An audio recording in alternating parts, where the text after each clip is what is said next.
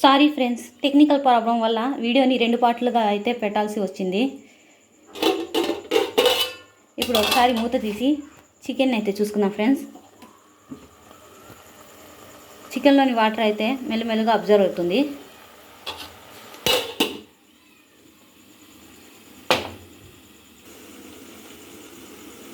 ఈ విధంగా అయితే ఎండు కొబ్బరి, అల్లం, వెల్లుల్లి, లవంగాలు, ఇలాచీ మెత్తగా పేస్ట్ అయితే చేసుకున్నాం ఫ్రెండ్స్. 15 మినిట్స్ అయిపోయింది ఫ్రెండ్స్. ఇప్పుడు ఒకసారి చికెన్ మూత తీసి చూద్దాం. చికెన్లోని వాటర్ అంతా అబ్జర్వ్ అయిపోయింది ఫ్రెండ్స్. ఆయిల్ పైకి కనిపిస్తుంది చూడండి. ఇప్పుడు మన చికెన్ బాయిల్ అయిపోయింది ఫ్రెండ్స్. నెక్స్ట్ ప్రాసెస్లోకి వెళ్దాం. ఇప్పుడు స్టవ్ మీద వేరొక గిన్నెను పెట్టుకుని ఇందులోకి 2 గరిటెల ఆయిల్ని అయితే యాడ్ చేస్తున్నాను ఫ్రెండ్స్.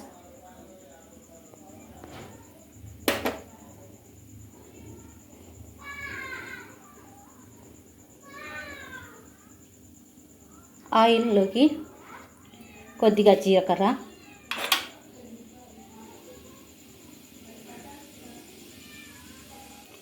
ఒక బిర్యానీ ఆకుని, ఒక రెబ్బ కరివేపాకుని అయితే యాడ్ చేశాను ఫ్రెండ్స్. ఇప్పుడు ఇందులోకి కట్ చేసి పెట్టుకున్న ఉల్లిపాయ ముక్కల్ని యాడ్ చేస్తున్నాను.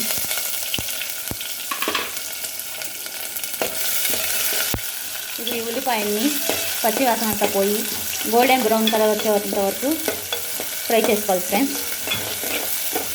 మంటను మీడియం ఫ్లేమ్లో పెట్టుకొని ఫ్రై చేసుకోండి ఫ్రెండ్స్.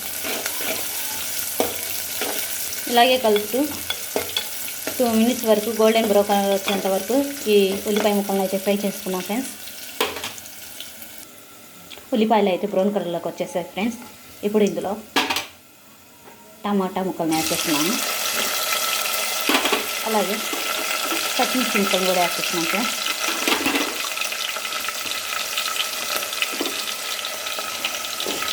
నేను ఒకసారి కలిసి టమాటాని అయితే కొంచెంసేపు మగ్గించుకున్నాం ఫ్రెండ్స్. టమాటా మెత్తగా జ్యూసీగా అయ్యేంతవరకు కుక్ చేసుకుందాం. ఒకసారి మూత తీసి చూద్దాం ఫ్రెండ్స్. టమాటా ముక్కలు మగ్గాయేమో. ఆ టమాటా అయితే మెత్తగా జ్యూసీగా మగ్గాయి ఫ్రెండ్స్. ఇప్పుడు ముందు మనం తయారు చేసి పెట్టిన మసాలా పేస్ట్ని అయితే యాడ్ చేద్దాం ఫ్రెండ్స్.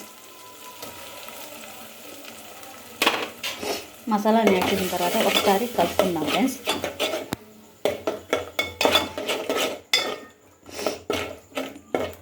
మసాలా కొద్దిగా ఫ్రై అవ్వాలి ఫ్రెండ్స్. అప్పుడే మంచి ఫ్లేవర్ అనేది తీస్తుంది.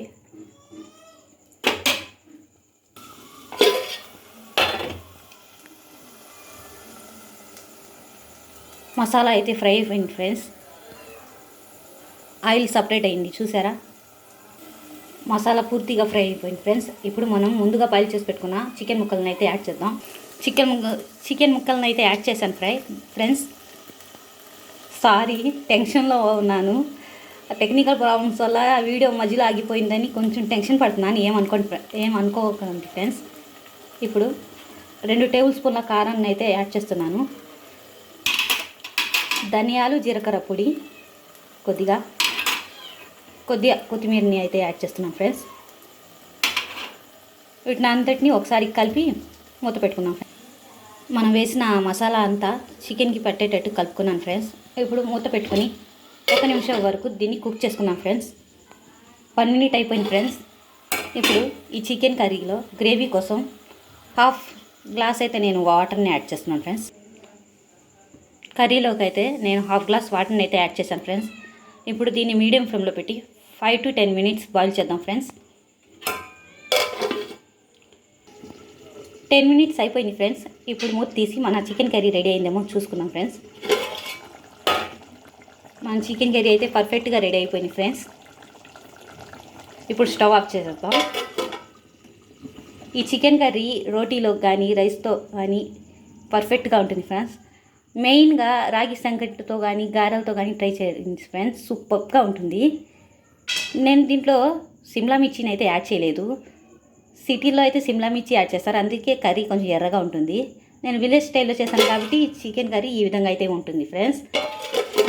నా వీడియో నచ్చితే లైక్ చేయండి. ఛానల్ని సబ్స్క్రైబ్ చేసుకోవటం మర్చిపోకండి ఫ్రెండ్స్. కింద కనిపించే బెల్ ఐకాన్ని ప్రెస్ చేయండి. అప్పుడే నా వీడియోస్ నోటిఫికేషన్లో మీకు వస్తాయి friends. Please subscribe my channel. Thank you.